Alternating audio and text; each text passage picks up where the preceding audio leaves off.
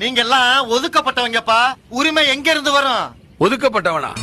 அருப்புக்கோட்டை பக்கத்துல செட்டிக்குறிச்சி ஊர் திருவிழாவுல இருக்கப்பட்டவன் 1000 பேர் கூடி நிப்பான். ஒதுக்கப்பட்டவன் விபூதி போட்டாதான் குதிரையே சாமி ஆடும். அது தெரியுமா உனக்கு? அரசங்குளத்துல அருவாதுக்கி சாமிக்கு ஒதுக்கப்பட்டவங்க வீட்டு பொம்பளைங்க விபூதி போட்டாதான் சாமியா இறங்கும். அது தெரியுமா உனக்கு? இப்படி சொல்லிக்கிட்டே போகலாம். வேணும்னா சேர்த்துக்கிருவீங்க, வேணாம்னா ஒதுக்கிடுவீங்க.